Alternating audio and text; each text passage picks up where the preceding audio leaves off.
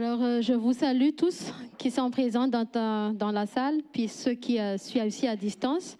C'est toujours un grand joie pour moi de prêcher ici, pour vous, pour amener la parole. Pour ceux qui ne me connaissent pas encore, donc comme a dit Régent, je m'appelle Lindy. Ce n'est pas la première fois que j'amène la parole ici, mais à chaque fois que je suis ici devant vous, c'est toujours un petit stress, on va dire, parce que oui, amener la parole, il ne faut pas juste lire une histoire, hein? Il faut mettre de la vie là-dedans. Et merci Seigneur, parce que c'est lui qui va mettre la vie et c'est lui qui va aussi visiter votre cœur aujourd'hui. Donc, tout ça est dit. Bon, ben, je vais commencer par quoi, d'après vous? Merci, Mémé. Aucune idée. Donc, tout le monde qui a consulté un petit peu là le résumé de notre message aujourd'hui, que le Seigneur va vous passer. Donc, vous avez su que le titre était « Joindre l'utile à l'agréable ». Qu'est-ce qui est utile dans notre vie? Qu'est-ce qui est agréable dans notre vie? Tout le monde a la réponse à cette question-là. Mais on va parler plus en détail. On va lire la Bible, hein? Comme tous ceux qui me connaissent aussi, moi, j'aime bien vous faire travailler. Donc, j'espère qu'aujourd'hui, tout le monde a sa Bible. Voilà, donc Simon, il n'y a rien à afficher. Si tu es prêt, oui, tu peux afficher quand même.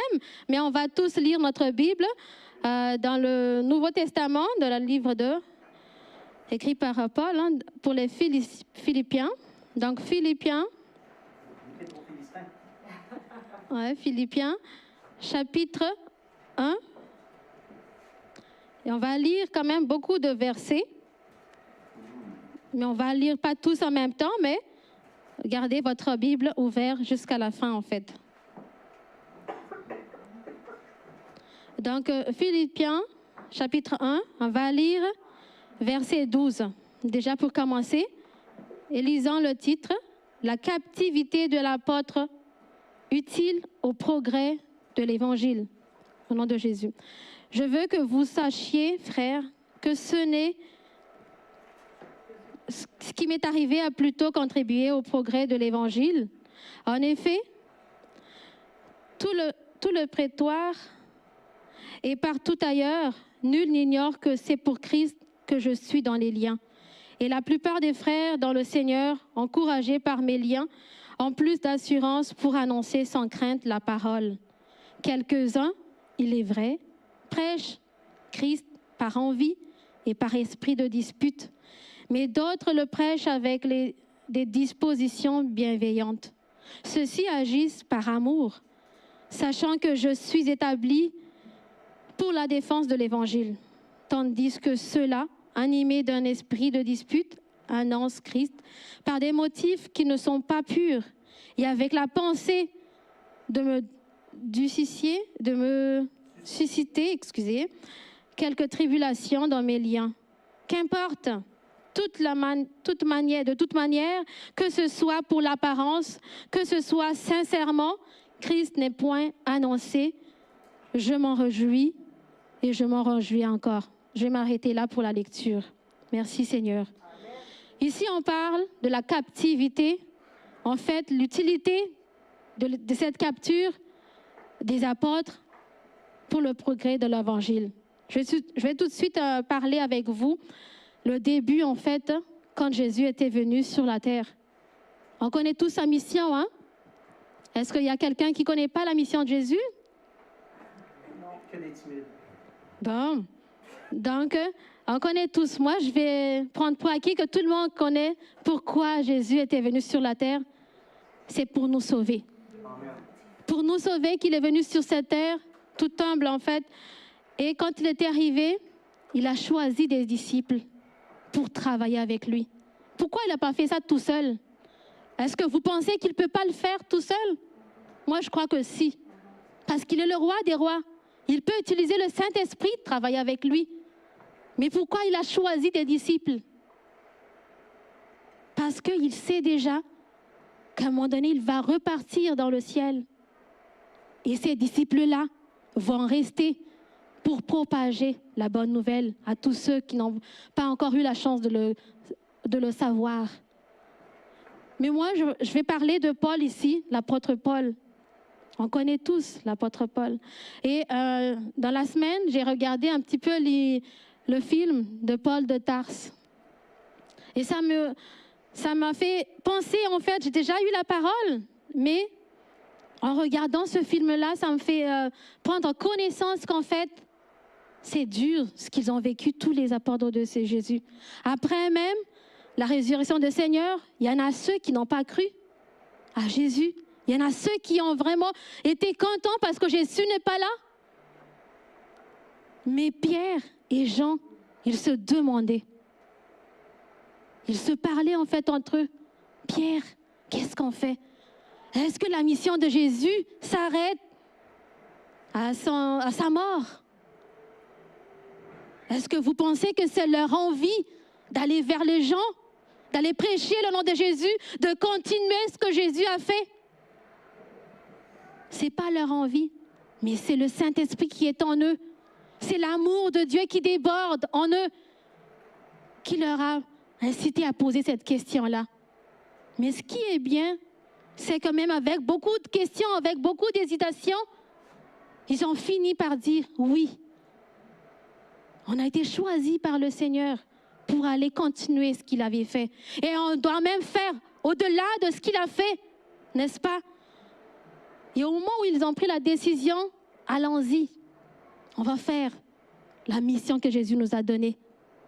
À partir du moment qu'ils ont commencé à prêcher le nom du Seigneur devant le temple, tout le monde, même les grands prêtres, ils l'ont chassé. Si vous continuez encore de dire le nom de Jésus parce qu'il est mort, enterré, tout le monde l'a vu sous les yeux. Et si vous allez encore continuer à révéler cette mythe-là, vous allez être encore allé rejoindre votre Seigneur Jésus. Mais ils ne l'ont pas écouté. Tellement l'amour est immense en eux. Et si je résume un petit peu l'histoire des apôtres, ils étaient morts tous martyrs. Attendez, je vais vous lire un petit peu comment les apôtres de Jésus ont été finalisés en fait, parce qu'ils étaient tous morts martyrs. Par exemple, attendez, je vais juste chercher. Parlons de ces apôtres-là. Est-ce que vous connaissez c'est qui? C'est les apôtres de Jésus. Je vais vous résumer quand même. Matthieu, qui a été choisi par Jésus toujours, il a été martyrisé en Éthiopie. Marc, il était décédé aussi en Égypte, traîné par le chevaux dans les rues jusqu'à sa mort. Il y a aussi Luc qui a été pendu en Grèce. Il y a Jean qui a été martyrisé aussi. Mais miraculeusement, Jean a été ressuscité pour écrire et finir l'histoire de l'Apocalypse que Jean aime bien apporter ici, la fin des temps. Je ne vais pas mettre beaucoup de commentaires. Et il y a aussi Jacques, chef de l'église, qui a été jeté plus d'une centaine de pieds de pinacle. Mais il y a Jacques, le fils de Zébédée, merci. C'est un pécheur aussi choisi par Dieu. Donc, il a été aussi martyrisé. Il y a Barthélemy qui était missionnaire. Mais André aussi. Ce n'est pas André notre frère ici, mais André l'apôtre Paul qui a été aussi crucifié en Grèce. Il y a Thomas aussi qui a été poignardé. Il y a Jude qui a été aussi tué avec des fléchettes. Donc, il n'y avait pas des morts naturelles finalement. Ils ont tous été tués pour l'amour de Dieu. Ce qui n'est pas encore écrit ici, mais il y avait aussi Étienne, qui était le premier à être tiré de Pierre.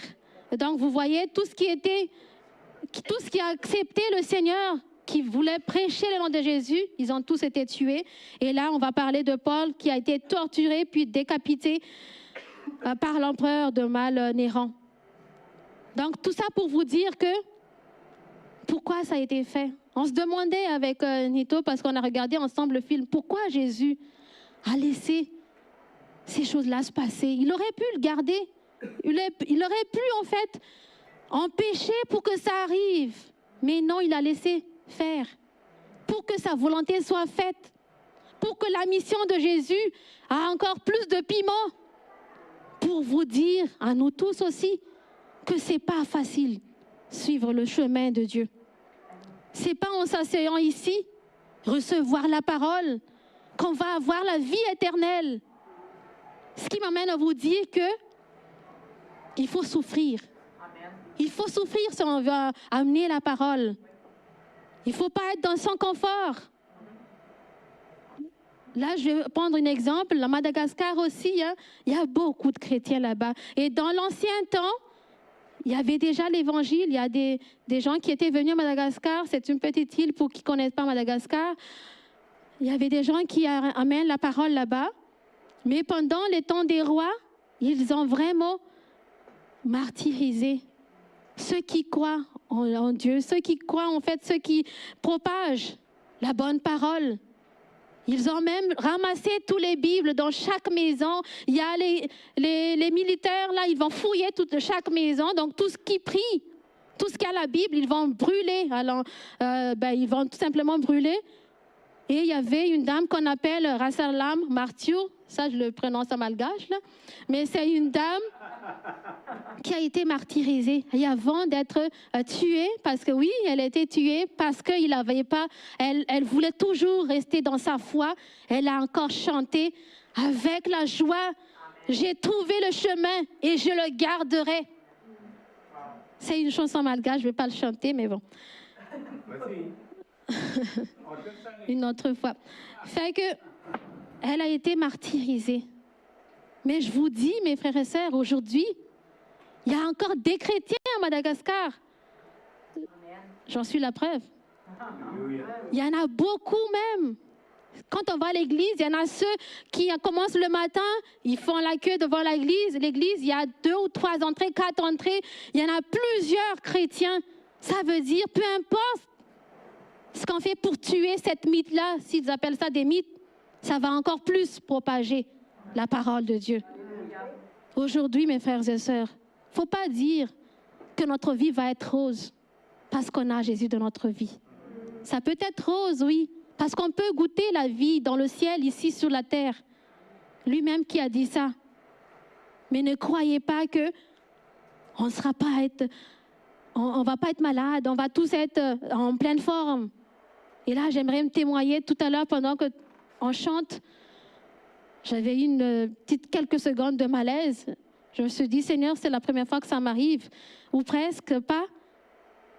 Et là, je me suis assise. Même mon mari, il ne sait même pas qu'est-ce qui m'est arrivé, mais je me suis assise. Et là, j'ai prié le Seigneur. C'est moi, Seigneur, qui va amener ta parole. Laisse pas Satan gâcher ce bon moment-là, parce que tu as des choses à dire. Et aujourd'hui, estimez-vous heureux, parce que Jésus a des choses à vous dire. Je continue ce qu'on a lu tout à l'heure dans Philippiens, toujours. Attendez, ma Bible s'est refermée. Il y en a ceux, comme on a lu tout à l'heure, il y en a ceux qui vont prêcher le nom de Jésus avec d'intérêt, admettant, juste par l'apparence. Il veut que tout le monde le voit comme chrétien. Il y a des chrétiens de dimanche, tout simplement. Mais qu'importe, a dit Paul ici. Christ n'est pas moins annoncé. Je me réjouis. Donc, peu importe la façon, ton état d'esprit en amenant la parole de Dieu, qu'importe tout ça, Jésus voit l'amour que tu portes pour lui. Mais propage la parole. Propage la parole et dis-toi que oui, les apôtres, ils sont tous captivés, ils sont morts, martyrisés. Mais tout ça a été fait pour que l'évangile se propage. Et Jésus lui-même, il a fait un exemple. Comment il a été tué, Jésus, comment il était mort, crucifié, torturé, humilié, craché. Je ne sais pas si vous, mais à chaque fois que je pense à l'histoire de Jésus, ça me fend le cœur toujours. Mais il l'a laissé faire. Ça a été écrit dans la parole, tout ça. Il était dit que le Fils de l'homme, il va être tué. C'est déjà écrit pour nous sauver. Et nous, qu'est-ce qu'on va faire pour honorer cette sacrifice-là? Est-ce qu'on va le laisser faire? Moi, en tout cas, comme la chanson qu'on a chantée tout à l'heure, j'aime bien cette chanson, Jésus a ma passion. Je ne peux pas parler sans parler de Jésus.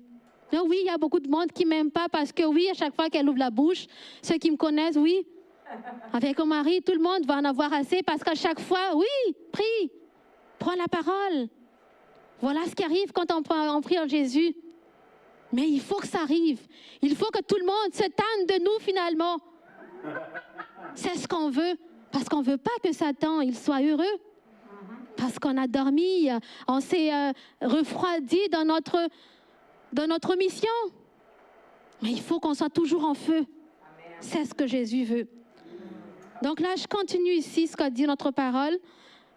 Car je sais que cela tournera à mon salut, a dit Paul. Ben oui, ça va tourner à notre salut.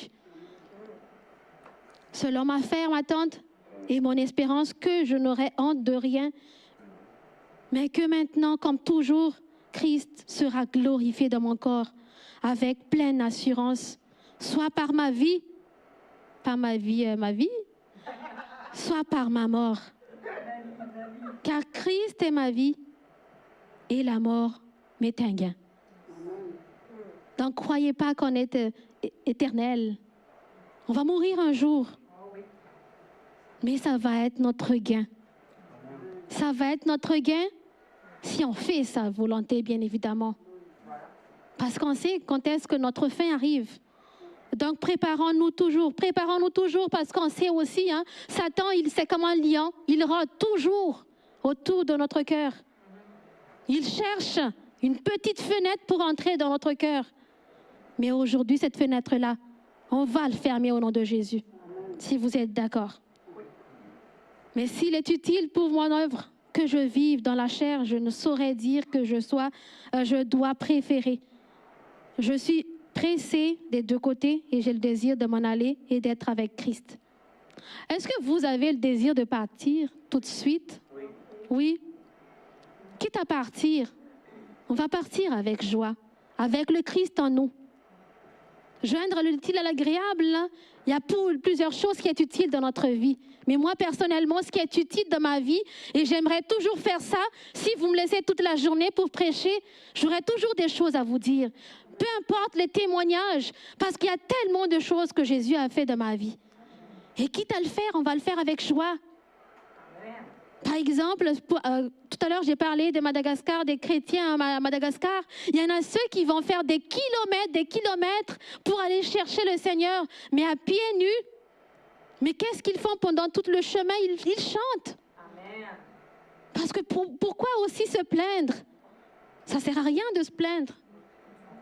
Soit on va le faire avec joie, soit ne faites rien finalement. Sinon, c'est perte de temps pour nous. Donc, si tu t'es levé tout à l'heure, ce matin, avec notre défi 5.25, là, est-ce que c'est pour rien que tu t'es levé ce matin? Est-ce que tu vas ramener quelque chose aujourd'hui? Et surtout de l'appliquer dans ta vie aujourd'hui? Ou bien simplement faire plaisir à Régent? On va faire le défi 5.25. Non, c'est pas ça. Mais faisons-le pour notre Seigneur. C'est le Seigneur, c'est lui qui va juger quand on arrive à la porte du Seigneur. C'est pas moi qui va te juger, ni Régent, ni personne d'autre. On fait la mission de Jésus.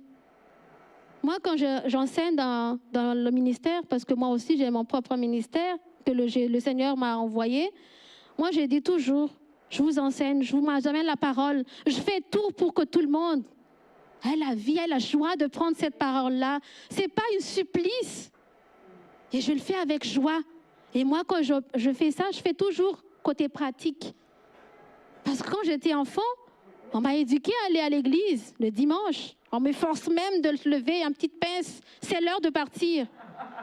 Mais je ne l'ai pas vécu comme ça, la parole. Je ne l'ai pas pratiqué. Parce qu'on à l'église, on a juste un pasteur qui parle et puis tout. Puis pendant la prêche, les enfants sortent. Et c'est rien. Je n'ai même pas vécu ça. Mais à partir du moment que Jésus m'a appelé, là, j'ai commencé à savoir le côté pratique. Donc, pendant que j'enseigne, pendant que je prends la parole pour amener la parole de Jésus, j'amène toujours les gens à cette côté pratique-là. Et j'aimerais vous faire pratiquer ça aussi, vous, de votre côté. On n'est pas des chrétiens le dimanche, puis demain, on va reprendre notre habitude. Il faut que ça se voit. Tu ne vas pas aller dans la rue, tenue blanche, puis tu dis la croix et tout. Regarde, moi, je suis chrétien. C'est notre comportement. Peu importe ce que tu es au travail, à la maison, dans la rue, prouve que tu es un chrétien. C'est déjà un livre ouvert pour tout le monde. On peut changer de tout ce qu'on avait comme mauvaise habitude. Je sais que ce n'est pas facile. Mais si tu as la joie de le faire, ça devient facile parce que le Saint-Esprit, c'est lui qui va guider en toi. Donc, c'est ça le côté pratique que j'aimerais vous faire aujourd'hui, vous partager. Mais si on regarde encore, si on lit ce qu'on a dit tout à l'heure, et je suis persuadée, verset 25, je suis persuadée que je sais que je demeurerai et que je resterai avec vous tous pour votre avancement et votre joie dans la foi, afin que, par mon retour auprès de vous, vous ayez en moi un abondant de sujets de vous glorifier en Jésus-Christ. Amen. C'est ça, moi aussi, que je veux. Je n'ai pas dit que je vais quitter Saguenay, là, que je vais aussi quitter le Canada. Qu'à mon retour, vous êtes tous contents. Mais ça, ici, j'aimerais que vous partagez cette joie avec moi. Qu'à chaque fois qu'on se voit, on se témoigne. Qu'est-ce que Dieu a fait dans ta vie aujourd'hui? Et pour que notre vie soit toujours glorifiée. Mais dites-vous que, oui, les apôtres, ils sont tous décapités. Ben nous, en fait, on a de la chance. On a cette liberté-là de prêcher, de témoigner le nom de Jésus, d'avoir, je ne sais pas vous, mais moi, dans ma maison, il y a plusieurs Bibles. On a le droit de les garder dans la maison, de lire aussi surtout, mais pas juste faire des branchements dans notre étagère, de le pratiquer. Il n'y a personne qui nous interdit de le faire. Mais pourquoi l'Église n'est pas remplie de chrétiens? La question est... Hein? Mais ce n'est pas à nous de remplir non plus, c'est le Seigneur. Le plus important, c'est que toi, est-ce que tu es rempli de la parole? Est-ce que tu es assez armé pour aller combattre le Satan?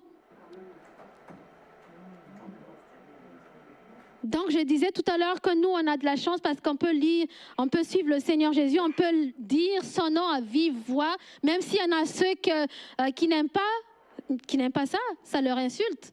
Dans le cadre de mon travail, des fois, moi, je dis, quand je finis, il y a quelqu'un qui m'appelle, je dis que le Seigneur te bénisse. Mon voisin, là, il n'est pas content. Pourquoi tu dis ça, Lindy? Je ne l'écoute pas. Ben oui, que le Seigneur te bénisse. Il y en a ceux qui ne supportent pas ça.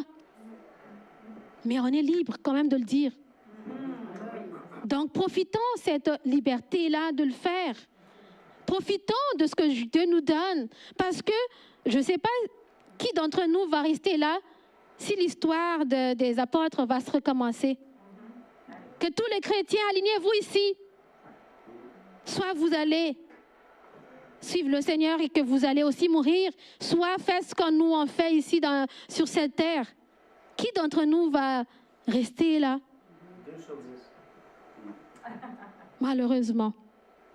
Par contre, le Seigneur ici dit, la captivité de l'apôtre, c'est utile pour le programme, pour l'avancement de notre Seigneur. Donc, dis-toi que si tu ne souffres pas, c'est qu'il y a quelque chose qui ne va pas là. Tu ne le fais pas selon la volonté de Dieu. Mais souffrir, on va dire, souffrir ici, ce n'est pas souffrir dans le Saint-Esprit, parce que oui, le Seigneur nous donne de la force. Mais il faut que tu aies la joie de le faire. Mais ce qui est bien, c'est qu'il y a une récompense à tout ça. On va lire dans le livre de Jacques. Et c'est tout ça, et moi je sais que vous êtes d'accord avec moi, et on va lire ensemble à haute voix, Jacques chapitre 1, verset 12. Jacques chapitre 1, le premier chapitre, verset 12.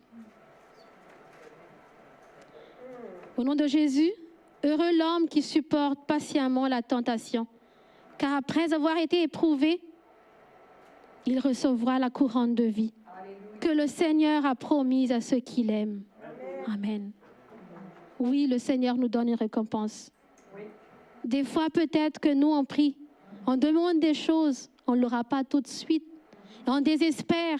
Des fois même, on se dit, est-ce que tu existes encore, Seigneur? Pourquoi ça n'arrive qu'à moi, Seigneur? Mais pense à ta couronne. Tu as une couronne à ton nom dans le ciel. Et c'est lui-même qui l'a promis ici. Mais il faut que tu supportes la tentation. La tentation, là, ça peut être sous plusieurs formes. La tentation de dormir, de ne pas faire des choses, de faire ce que le monde en fait, parce que Jésus nous a laissés sur cette terre. Il ne nous a pas enfermés dans une enceinte. Vous n'êtes pas mélangés avec tous les fruits, toutes les mauvaises choses. Mais il nous a laissés libres sur cette terre. Et moi, je peux vous dire qu'ici au Canada, là, ici c'est Sodome et Gomorrhe pour moi. Ah, je peux le dire. C'est Sodome et Gomorrhe. Mais vous savez tous l'histoire de Sodome et Gomorrhe, ça a été détruit par le Seigneur. Je ne suis pas mécontente d'arriver ici, au contraire. Dieu m'envoie ici, lui a dit, allez-y dans le monde, prêche mon nom. Amen. Donc je suis l'instrument du Seigneur, je suis contente. Mais par ailleurs, je compte sur son soutien pour qu'il me protège, pour qu'il protège ma famille, pour qu'il protège tous les chrétiens, de ne pas être laissés tenter par tout ce qui se trouve sous nos yeux. Parce que c'est facile d'entrer dans ce monde-là. C'est facile hein, de se laisser tenter. Mais je peux vous dire que notre récompense est gros. Notre récompense est énorme. Et c'est la vie éternelle que peu de monde croit malheureusement. Donc aujourd'hui, change ta vie. Change ta façon de vivre. Change ta façon de voir les choses. Si tu as l'habitude de prier 1 fois par semaine, augmente-le 2 fois par semaine, 3 fois par semaine. C'est quelque chose de faisable, je peux vous dire. J'aimerais vous donner un exemple que j'ai déjà amené dans notre église, mais c'est quelque chose qui me tient à cœur. C'est une histoire, je ne sais pas si c'est vrai, mais si c'est vrai, on peut le vivre aussi nous autres. Il y avait dans une petite ville, il y a 2 familles, ils sont tous riches. L'autre croit en Jésus, l'autre ne croit pas en Jésus. Et l'autre qui ne croit pas, il dit toujours, mais pourquoi tu gaspilles ton argent? Tu l'as cherché, c'est toi qui tu le mérites. Mais pourquoi tu partages ça aux pauvres? Garde-le pour tes enfants. Et l'autre a dit, mais non, je le fais pour le Seigneur. Et à tous les dimanches, il ne travaille pas. Il loue le Seigneur, mais à plein temps, en fait, il loue toujours le Seigneur. Mais un jour, sa maison de chrétien, finalement, a pris feu. Tout a été brûlé. Et dans cette ville-là, hein, il n'y a pas de banque, fait qu'on met toutes nos affaires, les ors dans la maison, sous le lit. Donc, ça veut dire qu'il n'y a plus rien sur cette terre.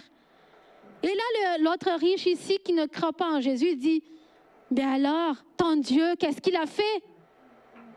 Je t'avais prévenu de garder un peu de tes affaires, d'arrêter d'aller à l'église. Et là, le père de famille, il a pris un petit peu de temps, puis il a dit, c'est vrai ça mon frère.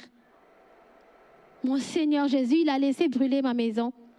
Mais je te fais un exemple, je te donne un exemple. Quand tu marches dans les rues, tu donnes la main à ton enfant parce que tu l'aimes. S'il se trébuche pendant qu'il marche, ça ne veut pas dire qu'il ne va pas trébucher si tu tiens la main.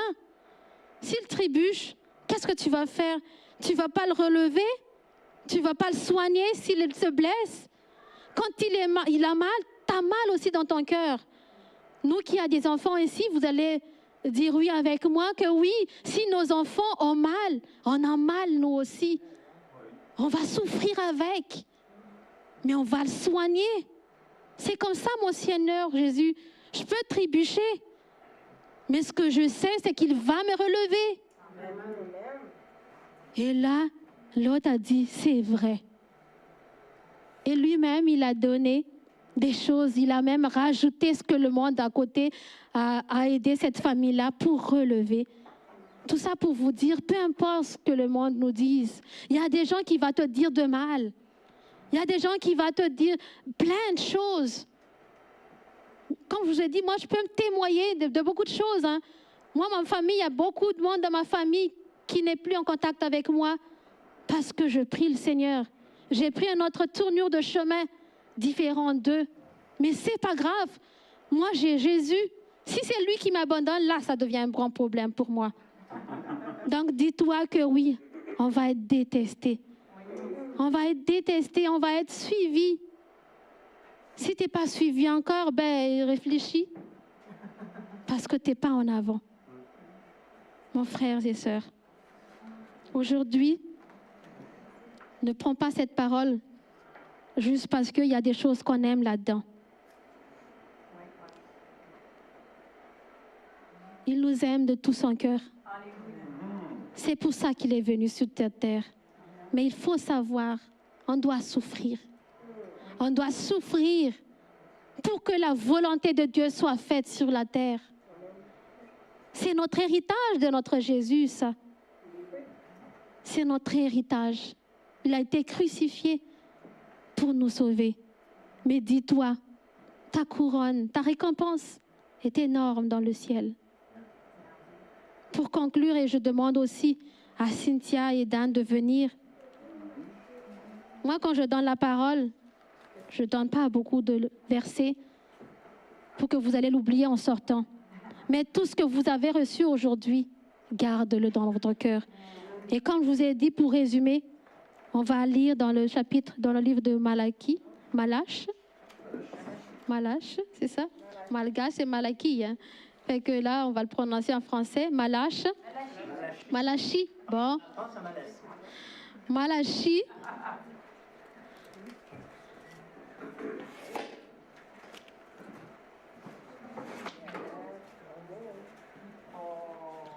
Chapitre 3, verset 18b. Malachi. Chapitre 3, verset 18. Vous allez vous en souvenir de ça. On va lire au nom de Jésus. Et vous verrez de nouveau la différence entre le juste et le méchant, entre celui qui sert Dieu et celui qui ne le sert pas. Il y a une différence à ça, mes frères et sœurs. On va le voir, cette différence-là. À partir d'un moment, il faut que ça se voit aussi dans ta vie. Il faut que Jésus soit ta passion. Il faut que ce soit ta vie, finalement. Ce n'est pas juste quand tu es malade que tu l'appelles. On peut le louer dans la joie. On peut le louer aussi dans la misère. Peu importe ce qui se passe dans notre vie. Notre vie, c'est comme les caméléons, ça change de couleur à chaque fois. C'est une vague de vie. Mais si tu as le Seigneur avec toi, on sort toujours vainqueur. On sort toujours vainqueur. Et si aujourd'hui tu reçois cette parole-là, peu importe ce qui se passe dans ta vie, que tu as tout ce que tu as voulu dans ta vie, que tu es malade, que tu es en pleine forme, peu importe ce qui est dans ta vie aujourd'hui, reçois le Seigneur. Prends-le dans ta vie. Parce que la différence, on va le voir cette différence-là. Et ce n'est pas toi qui vas se vanter, c'est le Seigneur qui va t'élever. C'est lui-même qui va te glorifier. On ne va pas dire c'est grâce à moi si ça et ça, non. On va rester humble comme notre Seigneur Jésus. C'est lui qui va élever. Pendant que Cynthia et Dan, on va rechanter la chanson. Seigneur est notre passion. Il faut que ça devienne notre passion. Et tu vas voir ta vie changer. On va chanter cette chanson-là. Je vous demande de vous lever avec moi.